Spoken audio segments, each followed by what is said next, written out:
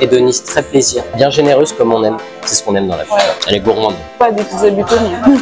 Bah moi j'allais te donner ça, tu vois. Ah ouais, non, bah, je vais te donner un plus gros, tiens. C'est sans commune mesure par rapport à ce que j'ai mangé. Là je me suis régalé. Qui est au beurre. T'as le foie gras de ma maman, t'as le gâteau à l'orange de ma grand-mère. Et tu trouves pas ça anxiogène? T'as toujours la petite musique un peu angoissante. C'est mauvais, je vais grossir. La montée de l'obésité. Le médecin m'a dit il faudrait quand même un peu redescendre. Bah, il est pas gêné, lui. C'est très sympathique. Le boucher va te raconter que la bête elle a été élevée là, abattue là, etc. Et d'être flexitarien. La cuisine végétarienne, bah, elle peut être tout aussi gourmande, quoi. Et sans pour autant mettre 3 tonnes de sauce. C'est à l'ouest. Exactement. Alors c'était une plaisanterie, hein, c'est du second degré. Ah, d'accord. Ma pauvre Caroline, tu viens de te rendre compte du jeu de mots, quoi. Bon. Fromage. Enricotta Macias. Finis ton assiette, sinon t'auras pas de dessert. Oh, t'es dur. Ça y est, il est temps. Bonjour tout le monde et bienvenue dans un nouvel épisode de Papote et Popote. Aujourd'hui, on se retrouve pour tester un resto qui s'appelle Pizzou en compagnie de Antoine, les restos curieux sur Instagram. Et je suis trop contente de l'inviter parce que ça diversifie pas mal mes invités. Donc je suis très curieuse de savoir ce qu'il va me raconter. Donc sinon, moi, c'est Appétit Libre avec Caroline et je teste des restaurants en compagnie d'invités qui me parlent de leur rapport à l'alimentation, de leur histoire avec l'alimentation, de leur goût alimentaire. Et donc si vous aussi vous voulez participer à ma chaîne et être mon invité, n'hésitez pas à me contacter sur Instagram, Appétit Libre, ou ici, en commentaire de cette vidéo. Et c'est parti, on va retrouver Antoine.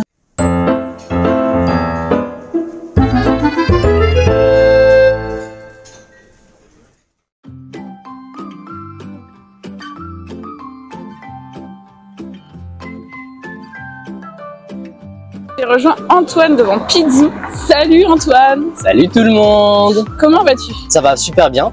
Ouais. Il fait froid, on a faim, voilà, on est devant Pizzou, ça a l'air vachement sympa. Ouais, tu connais déjà, non? Je connais de nom, j'ai testé en livraison et là j'ai envie de tester un peu sur place. Je pense que l'expérience n'est pas pareille, c'est toujours bien l'expérience de la salle. Complètement. Et tu avais pris une pizza en livraison? Ouais, j'avais pris une pizza exactement et donc là j'ai hâte de découvrir ce que ça donne directement dans le resto. Ouais. Et alors, pour ceux qui ne te connaissent pas, est-ce que tu peux te présenter? Alors moi c'est Antoine, je suis le fondateur du compte Instagram Les Restos Curieux. Donc les Restos Curieux c'est quoi? C'est présentation des bonnes adresses à Paris, de la street food au restaurant gastronomique. Et l'idée c'est de présenter que des adresses qui font des produits qualitatifs et du fait maison. D'accord, bah, celle-là en fait partie je pense. Je pense aussi. Ouais, allez c'est parti, on y va. Go!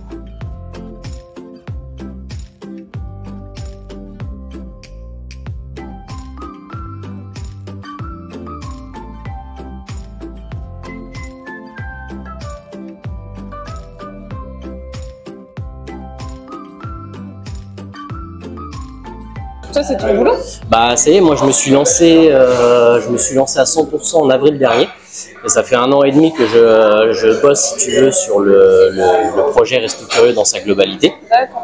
Donc j'ai commencé par le Instagram, il y aura d'autres projets qui viendront et j'en parlerai quand le moment viendra. Mais là l'idée c'était vraiment de me concentrer là-dessus, c'est une totale reconversion. Ah ouais. En fait, au départ je bossais à la Fnac au siège et puis j'ai quitté mon travail pour me concentrer vraiment sur ça.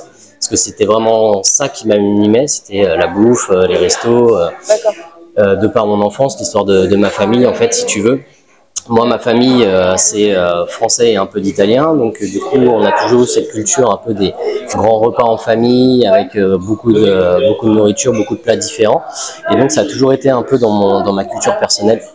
Le bien manger, alors le bien manger c'est pas forcément hyper équilibré tout le temps. Est arrivé le Covid, si tu veux, où je me suis beaucoup remis en question. Moi j'étais placé en chômage partiel, mais sans activité quoi. Comme tu es confiné, tu es un peu coincé entre 4 murs et tu réfléchis à est-ce que c'est vraiment ce que j'ai envie de faire dans la vie, etc. Bah, et, comme beaucoup de gens. Bah, c'est ça, mine de rien, c'est une période qui a accéléré ces réflexions personnelles sur qu'est-ce que j'ai vraiment envie de faire dans la vie. En parallèle, je voyais, si tu veux, tous les reportages des chaînes d'infos qui parlaient des restaurateurs, que c'était la galère, ils pouvaient pas ouvrir, certains faisaient de la livraison, d'autres pas, certains faisaient du click and collect, d'autres pas, et ceux qui galéraient le plus, c'était ceux qui faisaient du fait maison. Et devant cette détresse-là, moi j'ai décidé à mon petit niveau de les aider, de les accompagner pour les mettre en avant et essayer de développer un peu leur activité tant que faire se peut. Et donc est arrivé ce projet Resto Curieux où l'idée c'était de présenter que des restos où c'est que du fait maison, des bons produits, une bonne ambiance de salle, tu vois un bon accueil là comme on a eu à notre arrivée. Au début, je faisais ça en plus de mon travail, donc ça nécessitait énormément d'énergie. C'était très énergivore, très chronophage. Parfois, je me couchais tard, très tard, et fallait aller bosser le lendemain et tout. Donc, au fur et à mesure du temps, le compte a commencé à grossir. Les restaurateurs commençaient aussi à me contacter de plus en plus. Et là, j'ai su qu'il fallait que je dégage du temps. Si vraiment je voulais me concentrer sur ça, il fallait que je dégage du temps pour me concentrer sur ce projet. Et donc là, c'est au mois d'avril, mars-avril dernier, où je me suis lancé à 100% et c'est que du bonheur. Ah bah oui. Que du bonheur. Alors c'est un risque parce que voilà, t'as pas forcément de sécurité financière, oui. etc. Pour l'instant, j'en vis pas, mais je me lève au quotidien et je fais ce qui me plaît. Donc ça, c'est que du bonheur, quoi. C'est génial. Et je suis très très content. Et puis l'avantage, c'est que je suis aussi soutenu par ma copine, mes amis, ma famille, etc. Donc ouais, c'est bien. C'est génial. Sur la carte, ce que tu veux? Pas du tout. Une pizza, j'imagine. Bah écoute, tant que faire se peut, on va le faire. Il y a des salades aussi, mais bon. Et je pense que si tu viens pas dans une pizzeria pour manger des salades. Tu viens pas pour manger des salades. Certains le peuvent, attention. Hein, mais, non, mais disons que si t'es déjà venu 10 fois, peut-être que là tu vas tester la salade. Non, pas du tout. Là, ça va être la deuxième fois. Ouais. Et puis l'avantage du concept, c'est que donc les pizzas sont faites qu'avec des produits français. Oui, alors c'est ce que j'ai vu. Il y a le concept. En fait, c'est des recettes italiennes. J'avais regardé leur site. Ouais, revisité avec des produits français. Ouais, donc du coup, c'est sourcé français. C'est ça. Tomate provençale, la mozza, elle est faite dans la région. J'ai pas regardé la petite carte. Voilà, la région, je sais pas quoi. On a toutes les bonnes infos, tout le sourcing. De Paris, voilà. Ouais. Jambon blanc. Voilà. Et ce qui est bien, c'est qu'ils jouent la totale transparence parce qu'effectivement, ils nous disent à chaque fois d'où viennent les produits, etc. Ouais. Donc ça, c'est vraiment cool. La farine, on sait pas, mais bon. Farine, si, c'est marqué. Ouais, Paris. Et Précy-sur-Marne. Et ben voilà, c'est vraiment local. Hein. C'est vraiment local. Alors, est-ce que toi, t'aimes bien partager? Bien sûr. Ou faire goûter, du moins. Alors, est-ce qu'il y a des choses que tu ne manges pas? Non, moi, je mange de tout. Après, j'aime pas trop les trucs piquants, tu vois. D'accord. Piquantes.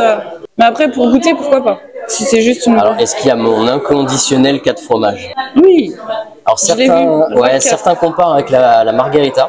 Moi, c'est avec la 4 fromages. Toi, tu pars sur les basiques pour tester un resto? Toujours. Ah ouais, moi, c'est l'inverse. Moi, je suis pas à ton niveau, mais moi, j'aime bien tester les recettes originales. C'est un risque, mais bon. Ouais, mais là, ça me permet toujours de comparer, surtout sur la pizza où ça reste quand même un basique. Du coup, c'est comme quand tu vas en boulangerie, tu testes le croissant. Exactement. Ouais. Et notamment, tu vois, tu as la Rock 4 avec fleur de lait, brie de meaux, fourme d'Ambert, reblochon. Fourme d'Ambert, c'est original parce qu'ils mettent du gorgonzola, je pense, d'habitude. Moi, en fait, je suis partie sur la brique au brac ou la Enricotta Macias. Tomate, aubergine, en fait, le fait de mettre du brie, ça m'intrigue. Et Enricotta parce que j'adore les aubergines et la ricotta. Tout simplement. Tu vois, il y a les pizzas du moment, par contre, qu'on n'a pas vu. Ah, j'ai pas vu. Attends, elle est où? Ah ouais, pas mal. Pizza du moment, c'est la Raymond Coppa, tomate de Provence, buratina, Coppa de la maison Conquiet, tome de Savoie, roquette de Barbizon. Non, on va rester sur notre première impression. C'est toujours la bonne. J'adore les noms aussi, tu vois. Enricotta Macias, Maya la chèvre, Richard Virenque. Et toi, tu manges la croûte ou alors pas la croûte? Moi, je mange la croûte, sauf si c'est trop mastoc. Ouais. C'est aussi une bonne manière de voir les qualités des pizzas. La croûte. En fait, moi, si je mange pas la croûte, c'est qu'elle est pas bonne. Ah ouais? Mais tu la goûtes quand même une fois. Ah oui, non, moi j'adore la croûte. J'adore la croûte. Dans les bonnes pizzas, c'est trop bon. Alors j'ai préparé des petites questions parce que c'est vrai que tu me sors un peu de ma zone de confort. J'ai l'habitude d'interviewer des gens qui ont galéré avec la nourriture. Tu te définirais comme un mangeur, un adjectif? Je dirais hédoniste, très plaisir. Très plaisir dans la manière d'aborder la nourriture parce que pour moi ça reste un moment plaisir, festif, un moment de partage aussi quand tu partages un repas. Et donc j'ai toujours mangé de cette manière-là. J'ai toujours fait attention à mon alimentation. Par contre, j'ai essayé de varier un peu les repas. Quand je sais que je mange par exemple gras un repas, je vais essayer de contrebalancer après avec de la verdure, etc. Mais ça, tu fais attention. Je veux dire, c'est un truc que tu conscientises ou ça se fait un peu naturellement? Ça se fait un peu naturellement. C'est-à-dire que je sais, j'ai pas les connaissances, on va dire scientifiques, techniques, etc. sur la nutrition. C'est juste que ton corps t'appelle à autre chose. Exactement. C'est-à-dire que voilà, quand je sais que j'ai mangé un repas gras, je préfère contrebalancer avec de la verdure parce que je sais que je me sens plus léger après. Et c'est vraiment du ressenti personnel. Il n'y a rien de technique dans tout ça. C'est simplement que je sais qu'il faut manger équilibré et que j'essaie de manger équilibré au maximum. Moi, j'ai une alimentation de plus en plus flexitarienne. Ouais. Je fais de plus en plus attention à ce que je mange. J'ai quelle raison du coup? Conscience écologique, sociétale, etc. Voilà, avec tout ce qui se passe sur le traitement animal, etc. J'essaie aussi de varier un peu les repas et manger plus de verdure. Écologiquement, c'est aussi mieux de manger plus de verdure et même pour la santé, c'est mieux de manger plus de verdure. J'ai toujours plaisir à manger de la viande, charcuterie, etc. Mais j'essaie de faire beaucoup plus attention à ce que j'achète et ce que je mange. Et donc c'est pour ça que j'ai tendance à basculer sur le d'être flexitarien, parce que du coup ça me permet de contrebalancer en fait cette empreinte carbone écologique sociétale. Et tu ne devrais pas devenir vegan ou végétarien? Non, parce que j'ai toujours beaucoup de plaisir quand même à manger une bonne viande. Ça. Mais voilà, quitte à manger une bonne viande, autant en manger moins. Par contre, aller chez le boucher, le boucher il va te raconter que la bête elle a été élevée là, abattu là, etc. Il y a une traçabilité aussi, ça, et c'est rassurant, je trouve. Et du coup, tu vas souvent au resto? Bah, de par mon activité assez régulièrement, j'essaie de limiter, de faire 2 à 3 restos par semaine. Donc ça veut dire une fois tous les 2 jours ou tous les 3 jours. Et pourquoi tu limites? Pourquoi je limite? Pour des raisons de santé évidentes. Parce que de par mon activité, certes, je bouge beaucoup, j'ai pas mal de rendez-vous. Mais voilà, faut aussi faire attention à son alimentation. Moi, j'ai 33 ans. Tu digères pas les aliments de la même manière. Tu les gardes un peu plus et ça se voit sur ton corps aussi. C'est simplement pour garder une certaine hygiène de vie. Après, là, je vais avoir d'autres activités qui vont m'amener à limiter aussi le nombre de restos à 2 par semaine. Et 2 par semaine, c'est déjà très bien. La majorité des Français ne font pas 2 restos par semaine. Donc je m'estime extrêmement heureux. Et j'essaie aussi de limiter parce que je cherche aussi les bonnes adresses. Alors, soit les restos me contactent, j'enquête sur eux avant d'y aller et de dire oui. Soit je trouve des restos par moi-même. Il y a quand même un gros travail aussi de recherche parce que je croise beaucoup d'informations pour essayer de trouver la bonne petite pépite pour les gens. Si un jour les gens se baladent sur mon feed, ils verront que voilà, moi c'est un resto qui est mis en avant par semaine parce que je préfère privilégier la qualité plutôt que la quantité, un peu comme mon alimentation. Et donc en fait, en dehors de ton activité, tu vas pas au resto? J'ai du resto loisir et c'est principalement pour passer du temps avec ma copine, pour aller au resto avec ma famille, mes amis, etc. Je n'y vais pas le midi pour manger entre midi et 2 un peu à l'arrache.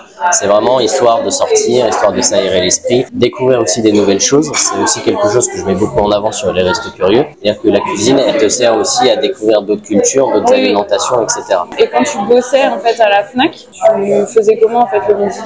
Ah bah, soit je trouvais des restos qui étaient près de mon travail. Donc en fait, on peut aller au resto tous les jours. Bien sûr. Tu vois, quand on travaille, qu'on n'a pas le temps de se faire à manger. Ah bah on a totalement le droit et la possibilité de le faire, ça, il y a aucun problème. Et ça, du coup, tu l'as déjà fait par le passé? Je l'ai déjà fait. Oui, bah je vais la... Mademoiselle. Merci. Oh, qu'elle est belle. Waouh.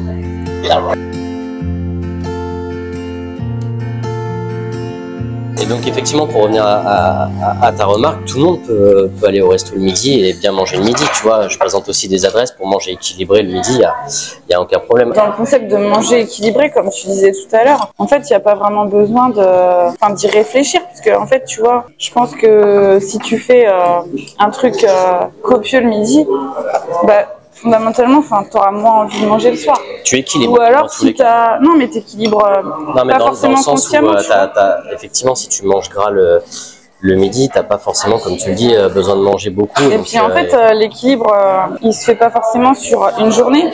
C'est-à-dire que si tu manges plusieurs repas d'affilée copieux au resto, etc., au bout d'un moment, tu vas peut-être avoir envie d'autre chose. Mais du coup, tu es quand même sensible à cette notion de équilibré. Mais tu la tiens de où, en fait? Quand tu t'informes sur l'actualité, tu vois, avec la montée de l'obésité, et toutes les enquêtes que tu peux avoir sur le sourcing des produits, etc., forcément, c'est des questions qui, si tu t'y intéresses un petit peu, te font réfléchir. Donc, dans tous les cas, tu as cet aspect, on va dire, sociétal qui te dit attention, faut manger comme ça, comme si tu as des sources d'informations. Après, tu as aussi ton aspect personnel où tu te dis, bah, moi, je vais manger une pizza, je me sens très bien.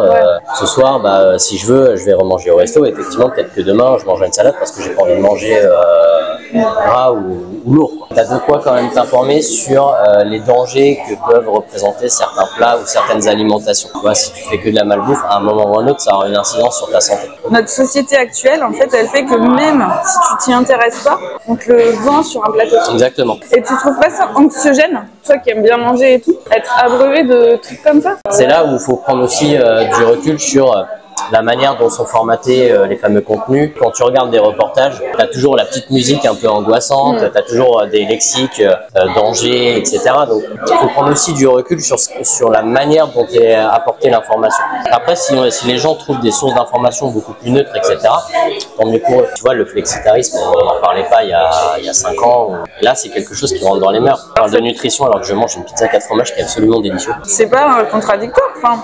La pizza, en fait, je trouve pas ça.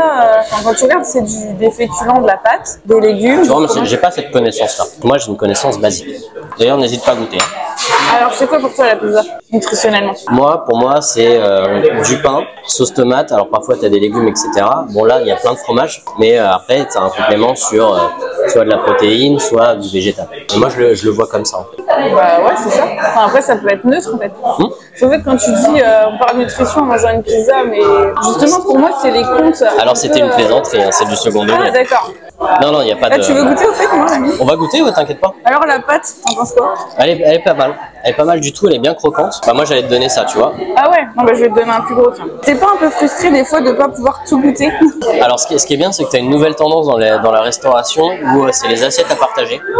Ah, j'adore. Et ça, je trouve que c'est un concept absolument formidable. Merci. Qui te permet de goûter un peu à tout. Alors, cette fameuse... J'aime bien les avec gros de la bouts, ricotta, hein. les gros bouts de basilic, ça fait pas mal. Elle est bonne, la tienne, hein. On sent bien la fond d'Ambert. Ah ouais, elle est gourmande. Mais c'est ça qui est bien aussi dans la pizza, c'est que tu peux... T'as plein de recettes. Ouais, tu peux varier et tu peux, jamais t'ennuyer et tu peux varier effectivement ton alimentation, tes recettes, etc. Et les pizzas sucrées, t'aimes bien ou pas? Écoute, je suis pas... j'en ai pas assez mangé dans ma vie pour me prononcer. Les seuls que j'ai goûté, c'était à la pâte à tartiner, noisette. Oui, bah, c'est souvent ça. C'est très sympathique. J'ai une préférence pour le sel. T'en manges souvent? De quoi, des pizzas sucrées? Ouais, des pizzas. Ah, des pizzas? En ce moment, plus trop. J'ai eu une période où j'en mangeais toutes les semaines, mais des pizzas à YOLO. Ouais. Pas des pizzas Buitoni. Je peux plus les manger, celles-là. Ça reste un basique de mon alimentation à moi. C'est ton plat préféré, tu m'avais dit. Ouais, exactement. Je pense que c'est dans mes plats préférés aussi. Je pense que c'est dans les plats préférés de beaucoup de monde parce que mine de rien, c'est facile à manger. Ça invite au partage aussi, tu vois, comme on vient de faire. Tu partages une part, tiens, goûte ça, etc. Et tu as tellement de recettes différentes. Et du coup, toi, t'es plutôt bec sucré ou bec salé? Plutôt bec salé pour le coup. Même si avec l'âge avançant, parce qu'avant, j'avais pas forcément ce plaisir-là. Je prends de plus en plus de plaisir à manger un petit dessert à la fin du repas. Avec le temps, je m'y suis plutôt intéressé. Mais surtout à Paris, ouais. Où tu as plein de pâtissiers assez... Ça aide à s'intéresser au sucré aussi. Là où vraiment j'ai pris un gap au niveau de la culture générale culinaire, c'est quand je suis arrivé à Paris. Tu es depuis quand? J'y suis depuis mes 18 ans, quand je suis arrivé pour les études. Parce que moi, je suis issu d'une petite ville de province qui s'appelle Montargis. Ouais. Et quand tu arrives sur Paris, tu as tellement de choix différents de restauration, de types d'aliments, de plats, etc. En fait, ça attise forcément ta curiosité à un moment. Et toi, pour repérer tes adresses, tu fais comment? Tu vadrouilles dans Paris en marchant? Ou tu regardes Instagram? Quand je sors de rendez-vous, en général, je fais ça. La première chose, c'est repérer toutes les adresses sur les guides spécialisés. Pas forcément sur les réseaux sociaux, comme Goemio. Puis aujourd'hui, tu as plein de journalistes qui font leurs guides, etc. Ça permet d'avoir une source d'information plutôt qualitative et pas forcément les adresses que tu vois beaucoup sur les réseaux sociaux, etc. Ouais. Une fois que tu as repéré ces adresses sur les guides, tu vas sur les sites spécialisés. Tu as Le Figaro qui a sa page culinaire, tu as Le Monde qui a sa page culinaire, etc. Donc ça, pareil, ça te donne beaucoup de sources d'informations. Et puis après, quand tu as repéré des adresses, tu croises tous les sites de commentaires possibles et imaginables pour voir si effectivement ça vaut le coup. Après, j'ai remarqué dans ce milieu-là, après je vais pas citer de nom pour pas faire de tort, il y a pas mal de gens en fait qui ont eu des troubles alimentaires. T'as la passion de la nourriture, des fois c'est aussi une obsession, tu vois, pour eux. D'accord. Donc qui peut être générée parce qu'ils se restreignent en fait mentalement. Ouais. Parce que tu sais, t'as la restriction calorique physique en fait, qui est je ne mange pas cette pizza, et t'as la restriction cognitive où en fait tu manges cette pizza, mais après il y a un petit moulin dans ta tête, ouais c'est mauvais, je vais grossir. C'est pas bon pour la santé, blablabla, enfin, c'est malsain, blablabla. Et ce qui fait que ça peut amener aux mêmes conséquences mentales que la restriction calorique, en fait. D'accord.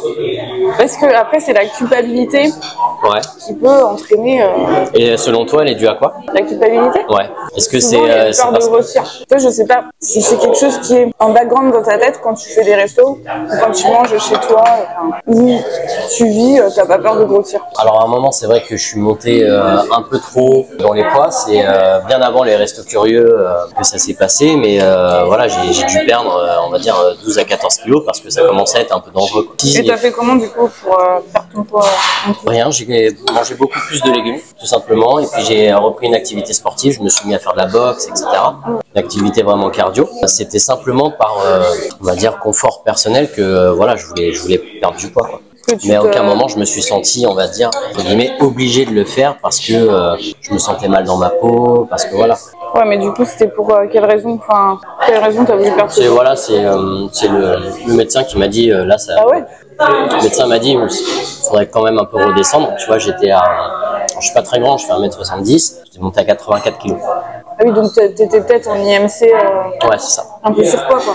Donc il m'a dit, alors il n'y a rien de dramatique, mais voilà, pour des raisons de santé, voilà, faudrait que vous perdiez du poids. Tu l'expliquais comment cette prise de poids? Parce que je bougeais pas, parce que je faisais pas du tout attention à mon alimentation. J'étais encore, je sortais, on va dire, à peine de la vie d'étudiant. Et donc, de l'alcool et tout. Ouais, aussi, bah ouais, malbouffe, fête, etc. Donc tout ça, tout ceci explique cela. Et t'arrivé ce rendez-vous, le médecin me dit attention. Ah ouais? Tu Et, l'as bien vécu ou ça m'a mis un quand petit. Quand il te l'a dit, en fait, ça t'a impacté. Tu l'as vécu. Je lui ai dit dangereux beaucoup. Il me dit ouais, faudrait perdre 14 kilos quand même. Ah ouais? Bah, il est pas gêné, lui. Bah, attends, mais attends. Moi je préfère qu'on me le dise, tu vois. Non, mais attends, ça a abusé. En tout cas, je l'ai pas mal vécu quand il me l'a dit. C'est juste que ça m'a fait un petit signal d'alerte, fais gaffe.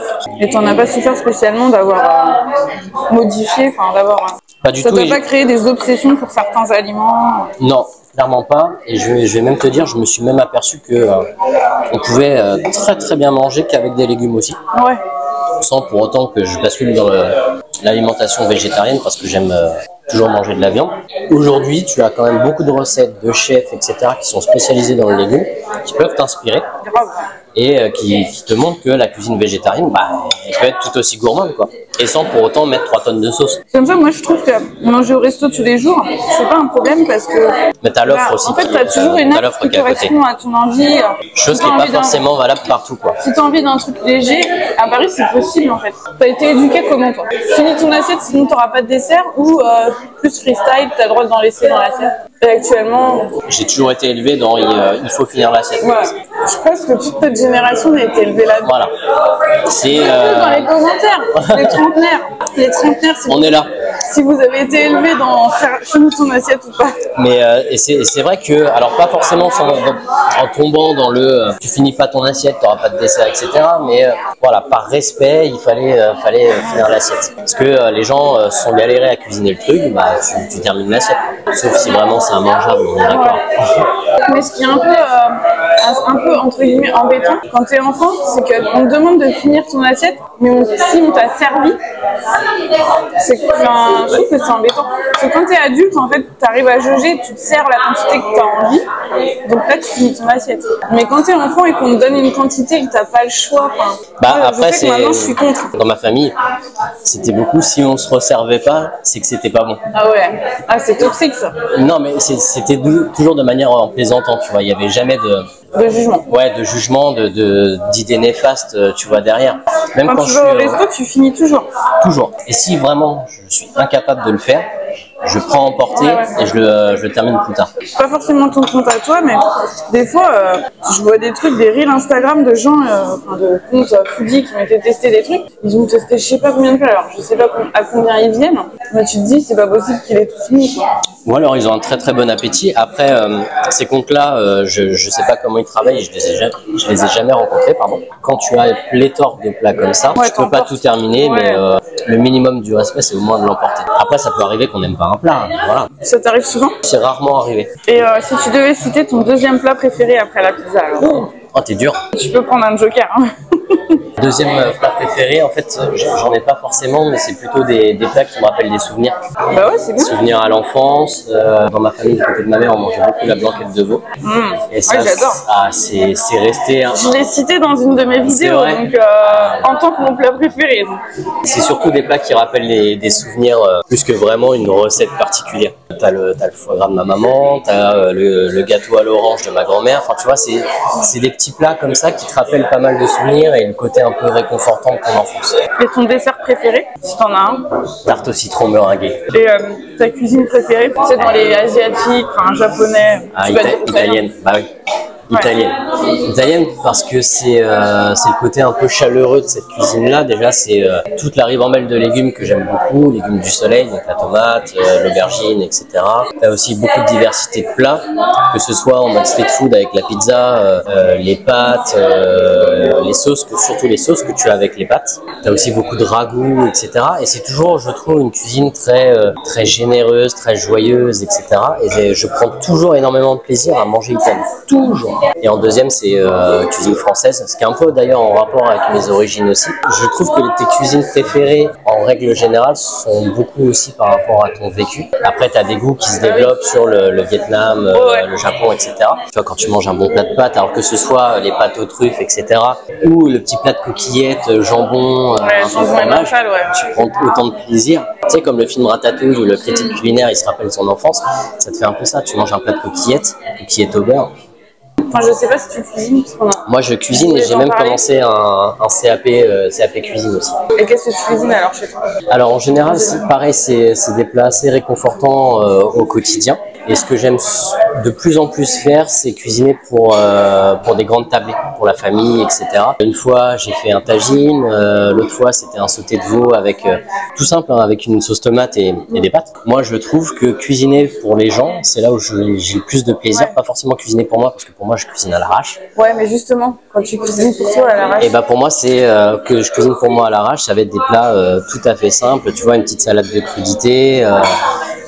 Servi avec un blanc de poulet, etc. Et du coup, t'es pas frustré quand tu cuisines des trucs à l'arrache? Pas forcément. Non, parce que pour moi, c'est de l'alimentation. Dans tous les cas, à chaque fois que je mange, ça reste de la consommation de plaisir. Et je peux très bien me régaler avec une petite salade, quelques tomates cerises, un peu de blanc de poulet, etc. que un petit butternut rôti ou vraiment des plats plus familiaux quand je ressors.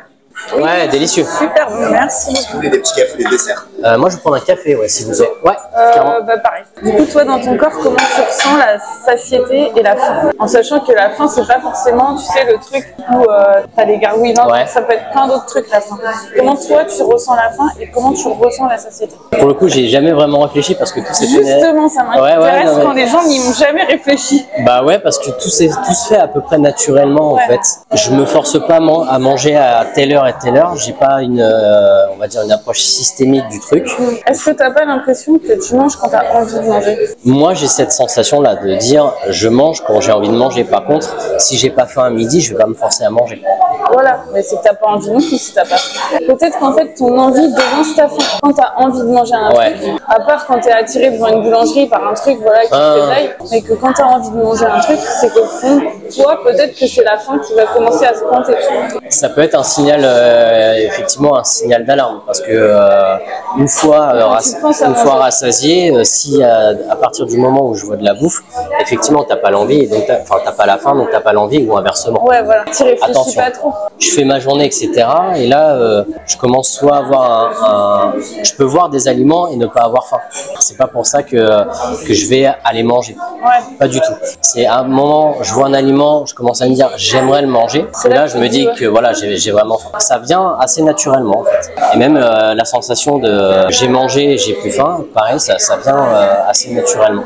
Ça t'arrive jamais ça t'arrive sûrement de temps en temps, mais tu sais, d'être complètement mal, d'avoir mal au ventre, tu t'arrêtes pas après avoir mangé? Non, parce que j'arrive toujours à m'arrêter avant que ça se passe. Ouais, donc quand t'as plus envie, en fait. Exactement. Et en général, ça se passe après avoir terminé l'assiette. Merci beaucoup. Merci. Génial. T'aimes bien le café? C'est pas un espresso. Parce que tu vois, les espressos italiens, ils sont comme ça. Oui, c'est un espresso français. Exactement. Alors, cette pizza, Antoine? Ah, un bonheur. J'ai bien mangé ce midi. J'espère que toi aussi. Ouais, une super bonne pizza. Ouais, très très bien. Je recommande cette adresse. Pizzou. Pizzou dans le 12e. Et il y a une autre adresse, je crois, dans le Marais. Ouais, retrouvez sur internet, etc. Ouais. Vous aurez vous aurez toutes les adresses, mais c'est vraiment à faire pour le coup. Et dis-moi où est-ce qu'on peut te retrouver? Alors du coup sur Instagram, les Restos Curieux, tout simplement, Resto OS. On mettra ton compte dans la description. Allez, avec plaisir, ça marche. Et merci à vous d'avoir regardé la vidéo jusqu'au bout. N'hésitez pas à la liker, la partager, la commenter et à vous abonner. Surtout. Ouais, et si vous voulez faire partie de mes invités, n'hésitez pas à me contacter sur Instagram Appétit Libre. Et on se dit à une prochaine vidéo. Bye bye. Salut.